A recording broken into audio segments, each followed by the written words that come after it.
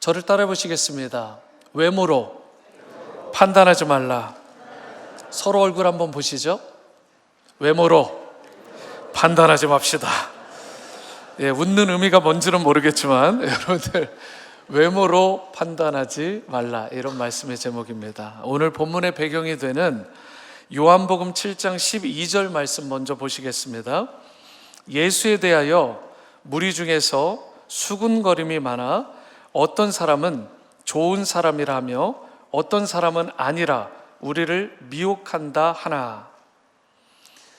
무리 중에서 두 가지 부류로 약간 크게 나뉘었어요. 예수님에 대한 관점입니다. 예수님은 선한 사람이야 라고 하는 지지층이 있고요, 아니야, 예수님은 혹세무민하는 그러한 인물이라고 비난하는 대열의 가세한 무리들이 있었습니다. 특별히 종교 지도자들이라고 불려지는 유대 지도자들이 예수님께서 무리를 미혹한다라고 하는 그런 비판적인 프레임을 씌워가지고 그런 입장을 취했어요.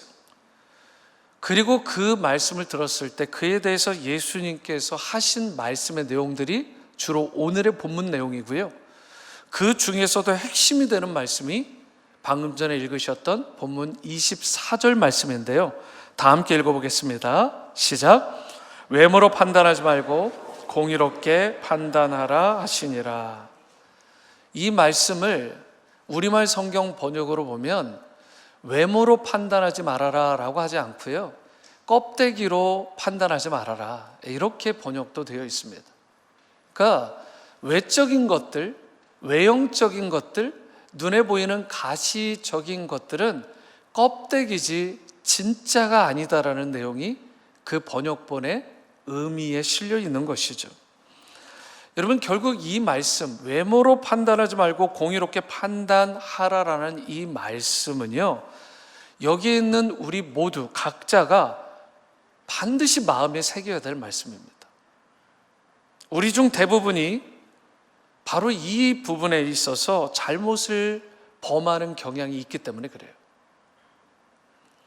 예를 들어 사무엘상 16장에 보면 악한 이스라엘의 초대 왕으로 평가받는 사울이요, 이 사울 왕으로 인해서 슬피 근심하고 아파하던 선지자였고 제사장이었던 바로 사무엘이 있죠. 그런데 그 사무엘에게 하나님께서 이미 내가 사울을 버렸다고, 더 이상 이스라엘의 왕이 사울이 아니다라고 하는 사실을 확실하게 각인시켜 주시면서 이제 베들레헴 사람 이새의 집으로 가라, 그리고 그의 아들들이 있는데 그 아들들 중에서 한 명을 이스라엘의 왕으로 세우라라고 명령을 하셨습니다. 그러자 사무엘은 하나님의 뜻을 받들어서 베들레헴, 바로 이새의 집으로 가죠. 그리고 이새의 집에서 여러 아들들이 있을 때 첫 번째로 맞닥뜨린 아들이 있는데 큰 아들 엘리압이었습니다. 엘리압을 딱 보자마자 사무엘이 무릎을 딱 치며 그 마음에서 외쳐지는 소리가 있었어요. 그를 보자마자 이 사람이 왕이 될 사람이구나. 여러분, 사무엘은요, 그 당대뿐만 아니라 우리와 견주어도 정말 엄청난 영성의 소유자예요. 하나님과 직접적으로 말씀을 주고받는, 독대할 수 있는, 그래서 하나님의 기름 부으심을 받을 수 있는 구약시대에 세 가지 그러한 직함이 있었는데, 왕과 제사장과 선지자인데 그 중에 제사장과 선지자라는 직분을 가지고 기름 부음을 받았던 인물이 사무엘이에요. 어마어마한 인물입니다. 그런데도 그러한 사람조차도 사람을 딱 볼 때요, 당장 외모가 눈에 들어왔던 거예요. 그런데 여기에 있는 우리가, 여러분과 제가 나는 아니다라고 자신할 수 있는 사람, 여러분, 우리가 어떤 근거로 그렇게 자신할 수 있겠습니까? 나는 외모로 사람을 취하지 않는다고.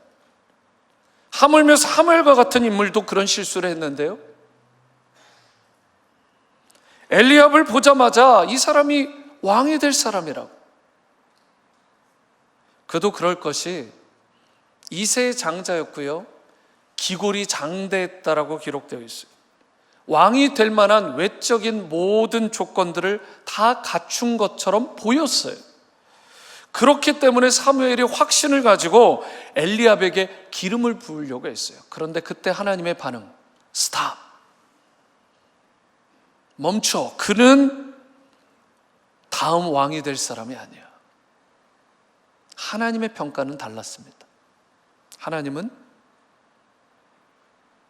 그 엘리압의 또 누군가의 외모로 그를 판단하거나 취하지 않으시기 때문에, 그래서 실제로 그때에 일어난, 이것이 배경이 된 하나님의 말씀, 그 유명한 말씀이 사무엘상 16장 7절입니다.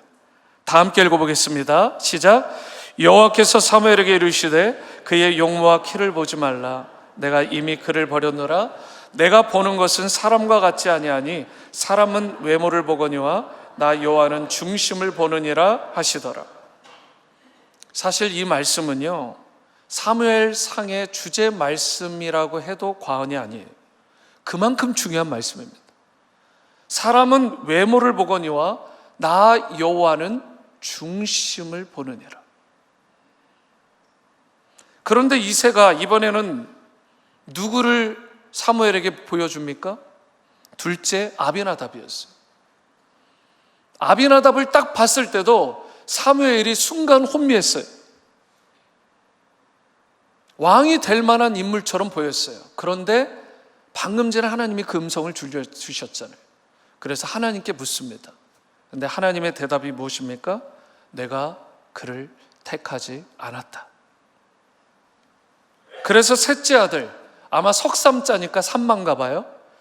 삼마를 부르죠. 그런데 그도 역시 아니었어요. 넷째 아들부터는 아예 이름도 나오지 않습니다.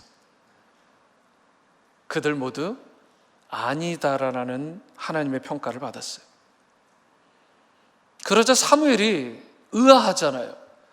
자식들이 다 이새의 자녀들이 서 있는데 분명히 하나님께서 베들레헴 이새의 집의 아들 중에 한 사람이 왕이 될 거라고 이야기를 하셨는데 다 둘러본 거예요. 그래서 이새에게 묻습니다. 이 아들들이 다냐? 정말 다냐? 그러니까 이새가 머리를 극적거리면서 갸우뚱하면서 이야기를 해요. 한 명이 더 있긴 한데요. 점점점.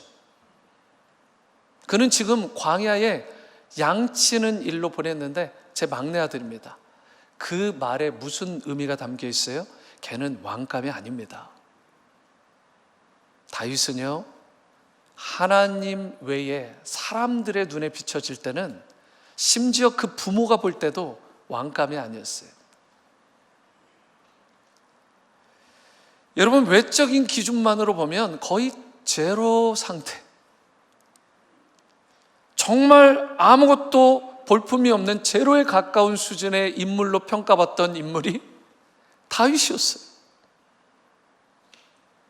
그러나 하나님께는 어땠다고요? 다윗은 그저 그런 인물이 아니었습니다.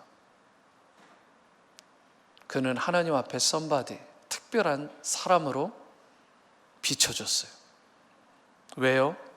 하나님은 사람들이 보지 않던 상황 가운데서도 그 광야 가운데 목동으로서 그 양 한 마리를 지키기 위해서 이리와 싸우고 곰과 싸우면서 자신의 목숨마저도 아까운 것으로 여기지 않고 그들을 보호하고 섬길 줄 알았던, 그리고 더 중요한 것은 그 광야 한복판에서 아무에게도 들리지 않던, 아무에게도 보여지지 않던 그 현장 가운데서 밤이나 낮이나 하나님을 향한 시선을 두고 하나님을 향한 최고의 프레이즈, 찬양을 올렸던 인물이었다는 사실.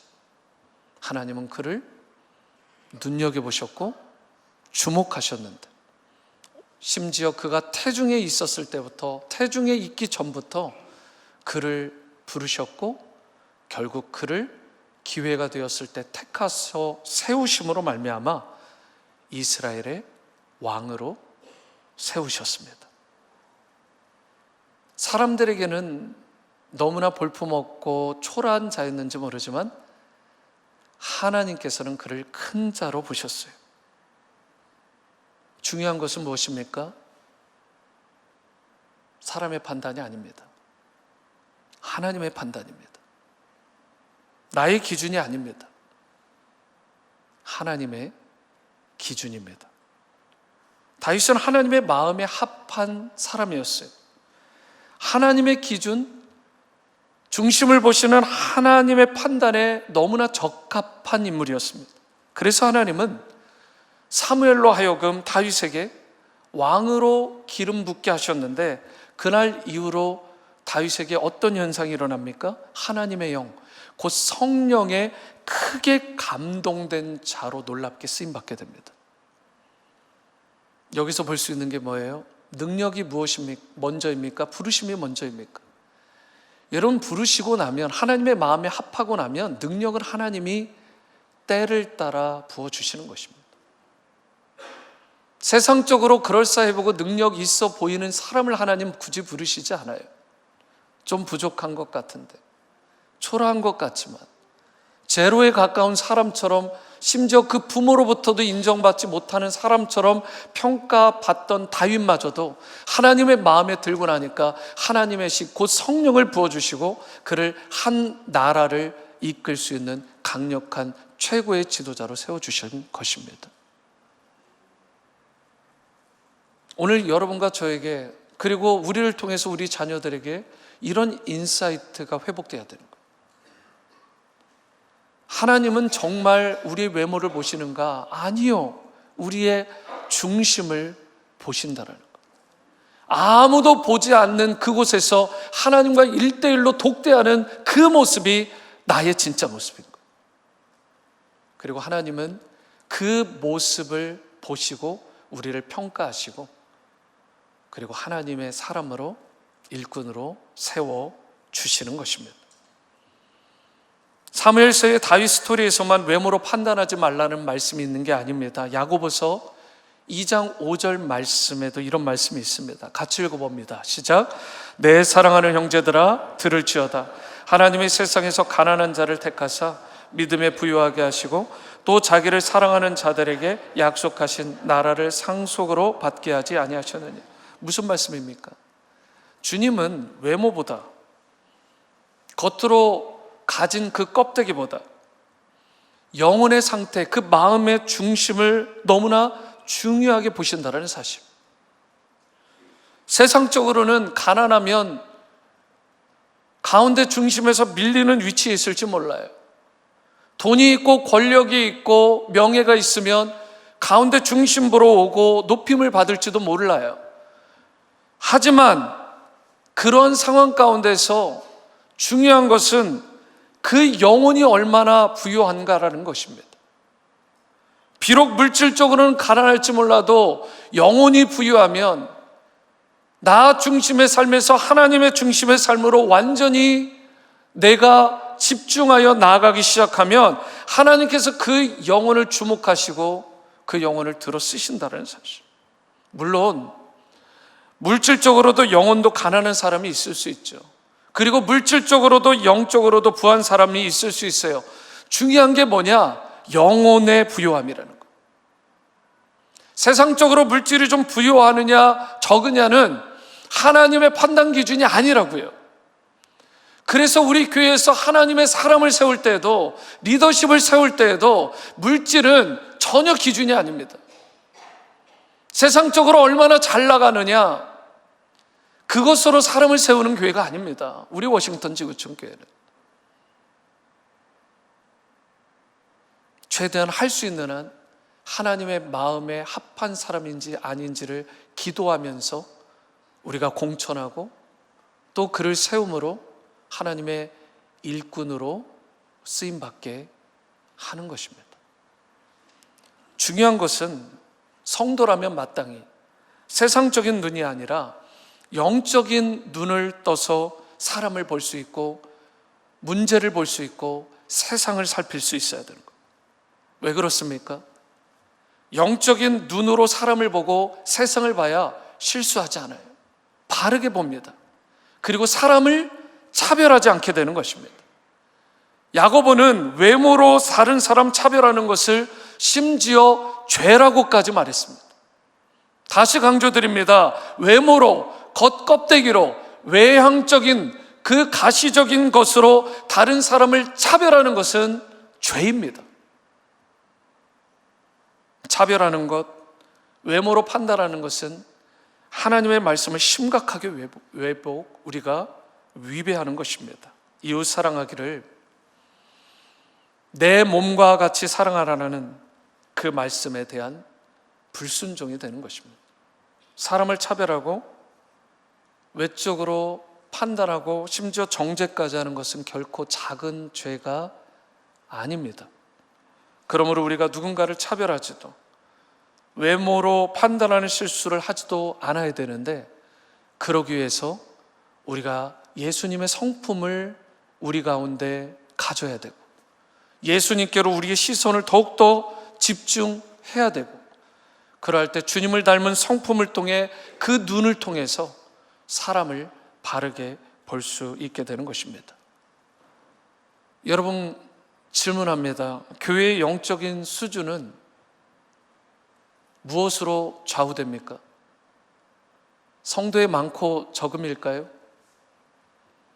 사람이 많으면 큰 교회고 건강한 교회입니까? 아니에요. 좋은 교회, 건강한 교회의 특징은 그런 외적인 숫자로 판단되는 것이 아닙니다. 결국 리틀 원, 소자라고 불려지는 작은 자, 곧 가난하고 연약하고 소외된 한 사람 한 사람을 어떻게 대하느냐에 따라서 그 교회에 대한 영적 수준의 평가가 달라지는 것입니다. 연약한 이들에 대한 따뜻한 환대와 대우가 있는 성도가, 그것이 그의 영적인 수준이고 곧 경건이에요. 과부와 고아를 섬기는 게 경건인 것입니다. 여러분, 좋은 교회는 언제나 차별 없이 누구나 와서 예배 드릴 수 있어야 되고 기도할 수 있어야 되고 말씀 볼 수 있어야 됩니다. 사회적인 지위가 높든 낮든 모든 사람들이 한 형제 자매가 되는 우리 지구촌 교회, 그리고 성도, 그리고 그것이 바로 하나님이 기뻐하시는 교회의 모습인 줄로 믿습니다. 이와 같이 교회가 교회되고 성도가 성도 되려면 외모로, 겉껍데기로 함부로 누군가를 판단하거나 평가하지 말아야 되는데요, 그렇다면 어떻게 할 때 우리가 외모로 다른 누군가를 판단하지 않는 크리스천이 되어서 주님의 기쁨이 되고 주님께 영광 돌리는 삶을 살아갈 수 있을까? 오늘 주신 말씀을 통해 이 부분을 살펴보고자 합니다. 첫 번째로, 외모로 판단하지 않는 크리스천이 되려면 인생의 파운데이션을 튼튼히 해야 되는 거예요. 내 삶의 파운데이션을 건강하게 해야 되는 것입니다. 먼저 16절 말씀을 보십니다. 예수께서 대답하여 이르시되 내 교훈은 내 것이 아니요 나를 보내신 이의 것이니라 라고 말씀을 합니다. 여기에 내 교훈이라는 단어가 나오는데요, 이 교훈이라는 것은 예수님의 가르침을 말씀하는 것입니다.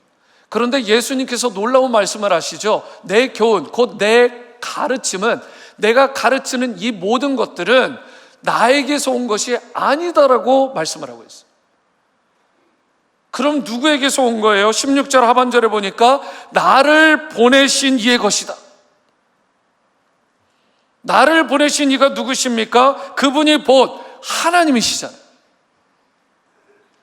이런 것이죠. 박 목사가 설교를 하는데 최고의 칭찬은 목사님 제 귀에 쏙쏙 들려요가 아니에요. 요즘의 언어로 잘 풀으셨네요가 아닙니다. 목사님의 설교를 들으니까, 목사님의 티칭을 보니까 하나님의 말씀을 잘 대안하는 것 같다고, 통로가 되어주는 역할, 그것이 목사나 교사의 역할이고 우리 성도들의 역할인 것입니다. 하나님의 말씀이 말씀되게 하는 것입니다. 어쨌든 최대한 손상시키지 않고 그 가르침, 그 프리칭의 근거가 나를 보내신 하나님의 말씀이 되어야 되는 것입니다. 예수님은 언제나 그분이 원하는 것을 행하신 적이 없습니다. 그분을 이 땅에 보내신 하나님께서 원하시는 것을 행하셨어요. 예수님은 하나님의 말씀에 따라 행하신 것입니다. 이런 의미에서 예수님의 삶의 파운데이션은 하나님의 말씀이고 곧 하나님이 예수님의 파운데이션이 되어주신 것입니다. 여러분의 파운데이션은 무엇입니까?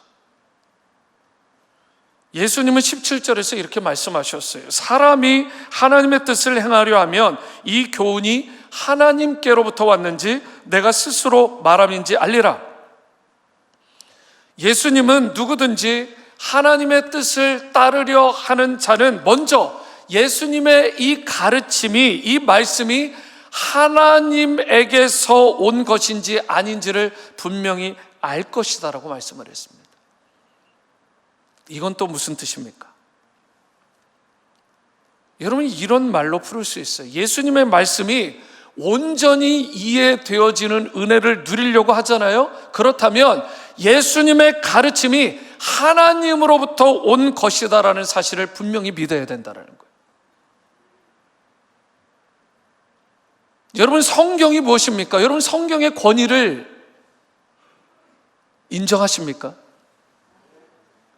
성경의 권위는 하나님으로부터 주어진 것입니다. 여러분, 이 말씀이, 성경이 하나님으로부터 온 것이라는 이 사실을 우리가 100% 믿어야 되는 거예요. 그래야 하나님의 말씀을 통한 온전한 은혜와 그 능력과 그리고 그 역사를 경험하게 되는 것입니다. 백날 신앙생활을 해도, 천날 신앙생활을 해도 하나님의 말씀을 믿지 않으면, 이 권세를 인정하지 않으면 이 말씀을 통한 어떤 은혜와 역사와 기적도 일어나지 않게 되는 것입니다. 그런 의미에서 여러분과 저의 삶의 기초, 이 파운데이션은 하나님의 말씀, 곧 하나님이 되셔야 될 줄로 믿습니다. 그리고 그렇게 기초를 쌓은 사람은 다른 사람 판단하지 않아요. 함부로 외모로 그 사람 판단하지 않습니다. 어제 자녀들을 포함해서 약 100명이라고 아까 나왔는데 제가 알기로는 110명 정도 되는 걸로 알고 있습니다. 목자, 마을장, 또 부목자, 예비목자, 이런 분들이 가가지고 목양을 함께 책임지시는 분들, 안나산 기도원에서 목자 산상수련회 참 기쁨의 축제를 가졌습니다. 너무 감사. 사진을 어제 받았는데 표정들이 천사 같아요. 너무 환하시고. 근데 여러분 가운데 혹시라도 관심이 있으셔서 목자의 축복이 무엇이냐고, 왜 목자의 삶을 살아야 되는 것이냐고 저에게 묻는다면 제가 설명은 어느 정도 하겠지만 100% 여러분들에게 실감나게 전달할 수 없어요. 왜 그러냐면 목자의 부르심에 순종할 때, 여러분, 목자가 누리는 축복이 무엇인지, 그리고 왜 목자의 삶을 살아야 되는지를 그때 비로소 알 수 있게 되는 것입니다. 순종할 때 누리게 되고 순종할 때 깨달아지는 영역이 있는 거예요. 어제 가진 목자 산상수련의 은혜와 축복이 너무나 컸는데요. 그런데 그 은혜와 축복이 얼마나 컸냐고 저한테 물으신다면 제가 아무리 설명을 잘하려고 해도 그 주님의 임재와 역사와 능력, 그리고 은혜와 축복에 대해 제가 설명을 어떻게 하겠습니까? 형편이 안 되어서 영상을 통해서 예배 드리시는 분들이 있는 걸로 알고 있어요. 그런데 하나님의 임재와 성령의 기름 부으심에 대해서 현장에서 예배 드리는 이 느낌을 어떻게 그곳에서 느낄 수 있겠습니까? 여러분, 이것은 지극히 어려운 것입니다. 그 은혜와 축복, 이 모든 것들은 주님의 부르심에 순종해서 목자 산상수련회에 참석할 때 누리는 것이고, 예배에 참석할 때 누리는 것이고, 찬양팀원으로 섬겨 볼 때 누리는 것이고, 내가 봉사의 자리를 섬겨 볼 때 누리는 것입니다. 기도 생활도 마찬가지, 말씀 생활도 마찬가지, 우리의 신앙생활의 모든 것들이 마찬가지입니다. 기도하라라는 예수님의 말씀에 순종해서 기도할 때, 그때 기도의 역사와 이적과 축복에 대해서 체험을 하게 되는 것이죠. 말씀을 규칙적으로 읽으라는 그 말씀의 음성에 순종할 때, 그때 말씀의 능력과 기도의 축복에 대해서 우리가 누릴 수 있게 되는 것입니다. 예수님은 이 땅에 사시는 동안 결코 자신의 마음대로 사신 적이 없어요. 성경을 다 들춰보세요. 그분을 보내신 하나님의 뜻대로, 하나님의 말씀하신 대로 사셨다고요. 예수님은 자기가 가고 싶은 곳으로 가지 않으셨고요, 말씀이 이끄시는 대로 이끌려 가셨습니다. 그래서 예수님은 하나님은 그렇게도 기뻐하시고 하나님께서 받으시는 그 풍성한 열매를 맺게 되신 것입니다. 성도 여러분, 다시 묻습니다. 여러분의 인생의 파운데이션은 무엇입니까? 만약 인생의 파운데이션이 물질이 된다든가, 세상적인 성공이 된다든가, 쾌락이나 향락이 된다면 온전한 삶을 살 수도 없을 뿐더러 주님이 기뻐하시는 삶의 열매 맺을 수 없습니다. 바라기로 여러분의 삶의 진정한 파운데이션이 하나님, 그리고 하나님의 말씀이 될 수 있게 되기를 바랍니다. 그리하여 진리 되신 하나님의 말씀이 여러분의 삶을 붙들어 주시고 세워주시고 부흥케 하여 주시는 역사가 있게 되기를 주님 여러분을 축원합니다. 두 번째로, 외모로 판단하지 않는 크리스천이 되려면 하나님의 영광이 최우선 순위가 되어야 돼요. 하나님의 영광이 최우선 순위가 되게 하라.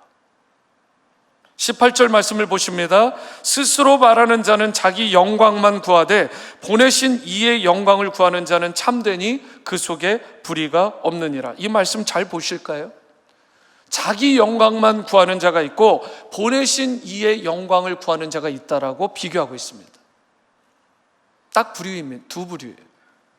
자기 영광을 구하는 자, 자기를 보내신 이의 영광, 곧 하나님의 영광을 구하는 자.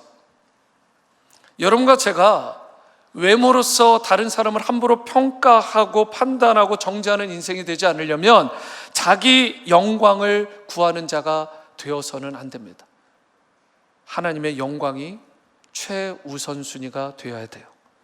하나님의 영광이 최우선순위가 되는 삶에 포커스를 맞추면, 그러한 인생으로 뿌리를 내리게 되면 다른 사람 쉽게 정죄하거나 판단하지 않습니다. 오늘 본문 말씀 당시에 유대의 대제사장, 바리새인들, 서기관들, 율법사들, 사두개파에 속한 사람들은요, 종교적인 차원에서만 보면 100점이에요. 아이, 목사님, 뭐 세상에서도 100점 맞기 어려운데 이거라도 100점 맞으면 훌륭한 거 아니냐고. 그런데요, 이게 지독히 끔찍한 100점입니다. 성경도 많이 읽어요. 암송했어요. 금식도 합니다. 얼마나 토론과 공부도 열심히 하는지, 제사도 열심히 드렸어요. 여러분, 물론 이러한 것들이 중요하지 않다라는 게 아닙니다. 성경도 읽어야 되고요, 묵상해야 되고요, 통독해야 되고요, 기도해야 되고요, 예배도 드려야 하죠. 그런데 당시 그들의 문제가 뭐였어요? 외형적으로는 그럴싸한데, 껍데기는 그럴싸한데, 괜찮아 보였는데, 그들 마음의 중심을 한꺼풀 열어서 보니까, 마음의 동기를 보니까 악취가 나는 거예요. 그래서 회칠한 무덤과 같다라고 한 것입니다. 그들은 하나님의 영광이 아니라 온통 자기들의 영광만을 드러내고자 했던 거예요. 겉모습은 그럴싸했어요. 하지만 그들의 마음속에는 온통 자신의 영광, 자신이 빛나는 것, 자신의 부, 자신의 배부름으로 가득 찼다라고 분명히 성경은 그들의 죄악된 모습들을 지적하고 있어요. 그리고 이와 같은 사람을 하나님이 기뻐하지 않으십니다. 그런데 예수님은 어떤 분이셨어요? 예수님의 최우선순위는 오직 하나님의 영광이었습니다. 예수님은 티칭, 프리칭, 힐링, 하나님의 말씀을 가르치시든 복음을 선포하시든, 그리고 아픈 자들 치유의 이적과 기사를 보이실 때도 어느 순간에도 오직 하나님의 영광이었어요. 그래서 예수님은 어떠한 고난이나 유혹이 와도 심지어 십자가를 지시는 그 순간까지도 하나님의 부르심의 목적을 향해서 끝까지 달려갈 수 있었던 것입니다. 그러므로 우리도 예수님처럼 하나님의 영광을 추구하며 살아야 될 줄로 믿습니다. 사람에게 인정받고 박수갈채 받기 위해 살지 말고, 좀 외적으로 출세하고 이름 내기 위해 살지 말고 하나님의 영광이 최우선 순위가 되어야 된다는 것입니다. 이제 세상에서 칭찬 듣고 인정받는 인생이 아니라 하나님이 평가하실 때 웰던, 잘했다, 착하고 충성된 종아, 이런 인정받고 평가받는 그러한 성도로 살아갈 수 있게 되기를 주님의 이름으로 축원합니다. 세 번째이자 마지막으로, 외모로 판단하지 않는 크리스천으로 살아가려면 저를 따라해 보시죠. 영혼을 섬기는 일에 헌신해야 합니다. 한 번 더요. 영혼을 섬기는 일에 헌신하겠습니다. 여러분 21절 말씀 보십니다. 예수께서 대답하여 이르시되 내가 한 가지 일, 섬기는 일을 행하매 너희가 다 이로 말미암아 이상히 여겼다. 앞선 요한복음 5장에서 예수님께서 안식일에요 38년간 병자를 고치셨어요. 여러분 한두 해가 아닙니다. 무려 38년입니다. 그런데 유대인들은 지금 예수님께서 안식일에 그 병자를 고치셨다는 이유 하나 때문에 그에게 분노하고, 심지어 그 병자를 향해서 분노하고, 심지어 예수님을 죽이려고까지 한 것이 끔찍한 것이죠. 종교인으로서는 100점인데. 여러분 이 부분에 대해서 안식일에 무언가를 행하고 범하냐 마냐라는 부분을 설명하기 위해서 할례를 예로 들어서 예수님이 설명을 하시죠. 그분이 하신 병자 고치신 사역이 이 할례만 못하냐는 것이죠. 할례를 보더라도 유대인들은 모세 이전에 제정된 할례 의식을 매우 소중하게 봤는데, 그래서 태어난 지 8일째가 되면 그게 안식일이라 할지라도 할례를 줬다고요. 근데 무려 38년 동안이나 단 한 번도 그 자리를 털고 일어나지 못한 병자를 보고 긍휼히 여기는 마음이 일어나지 않느냐? 그를 불쌍히 여기기는커녕 그가 일어난 것을 통해 하나님께 영광을 돌리기는커녕 너희들의 마음을 더 stubborn, 완고하게 하고 강팍하게 함으로 말미암아 하나님의 뜻을 거스를 수 있느냐? 그러면서 하신 말씀이 있죠. 안식일의 주인은 나야. 마가복음 2장 27절 28절입니다. 같이 읽어봅니다. 시작. 또 이르시되 안식일이 사람을 위하여 있는 것이요 사람이 안식일을 위하여 있는 것이 아니니 이러므로 인자는 안식일에도 주인인. 여러분 안식일의 주인이 누구예요? 예수님이시죠. 그럼 이 정도 상황이 되었으면 이 당시 유대인들 이 형편을 보면서 병자를 고치신 이 상황 가운데 하나님께 영광을 돌리며 그들이 행해야 될 행동이 뭐였어요? 예수 그리스도를 자신의 구원자로 주님으로 영접했어야 되는 거 아니겠습니까? 그런데 그들은 그러지 않았다고요. 끔찍한 것입니다. 끔찍한 100점짜리.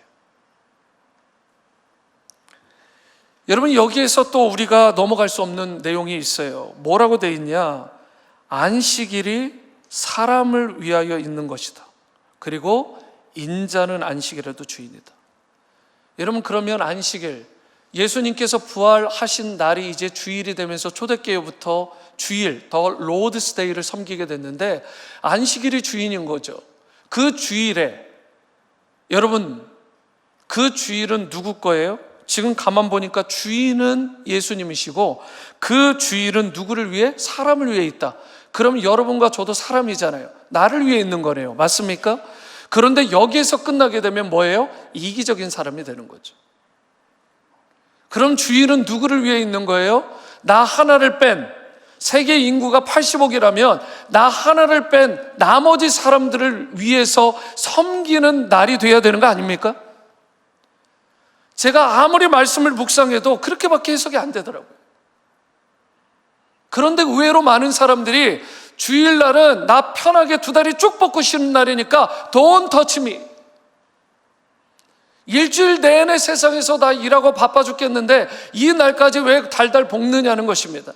왜 찬양팀 하라고 하냐고 하고, 왜 주일학교 봉사하라고 하냐고, 왜 그렇게 마을에서 부엌 봉사하는 건 자주 돌아오라고 하냐고.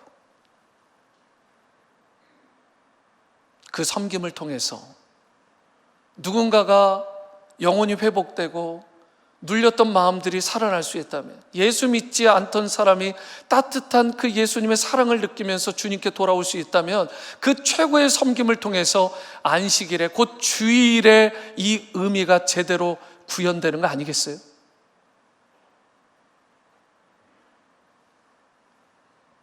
여러분, 안식일에 주인 대신 주님을 섬기고, 그리고 그 안식일은 사람을 위하여 있는 것이니, 영혼을 위하여 있는 것이니, 나는 이제 이타적으로 사람을 섬기기 위해 그 날들을 사용하기로 작정하는 것. 이것이 바른 신자의 삶 아닙니까?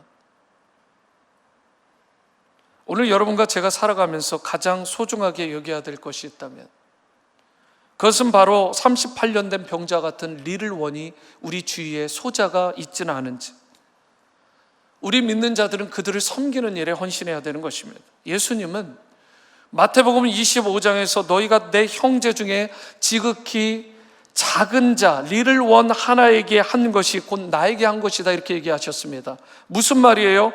지극히 작은 자, 곧 소자에게 한 것이 예수님께 한 것이라는 말씀의 의미는 지극히 작은 리를 원과 예수님을 동일시했다라는 거예요.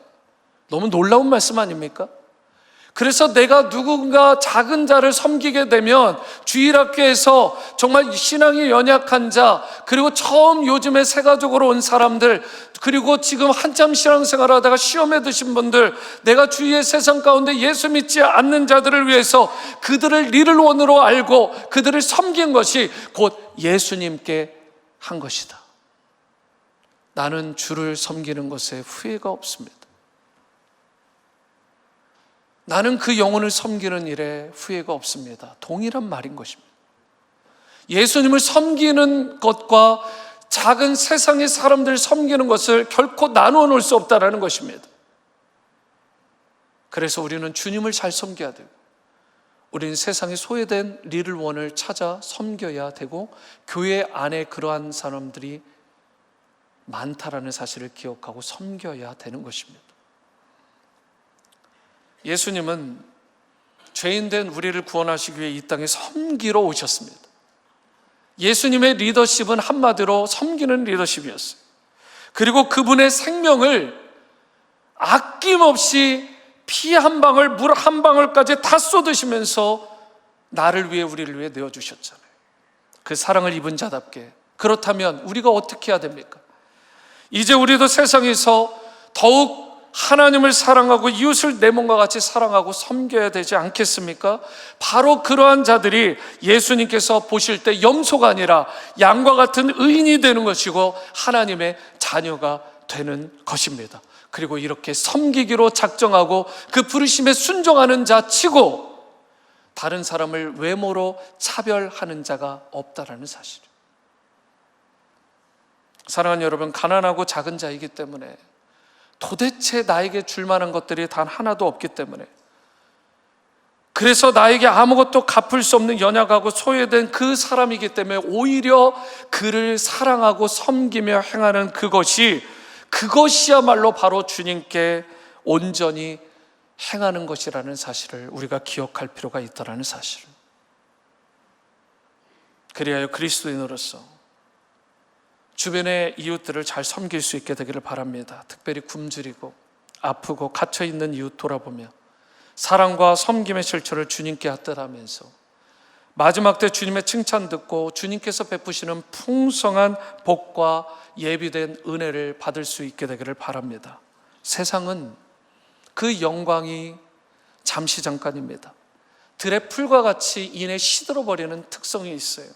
거기에 여러분과 저 더 이상 그런 것들에 인생을 걸지 않게 되기를 바랍니다. 이 땅에서의 삶이 비록 연약해 보이고 초라해 보일지 모르더라도 언젠가 하늘에서 하나님께서 부어주실 그 놀라운 상급들과 축복들을 기억하면서 우리 주님 다시 오는 그날까지 영광된 축복의 면류관을 향해 달려갈 수 있게 되기를 바랍니다. 외모로, 외형적으로 누군가를 판단하지 않고 주어진 삶의 모든 정황에서 주님을 섬기고 이웃을 섬기는 여러분과 저의 삶이 될 수 있게 되기를 주님의 이름으로 축원합니다.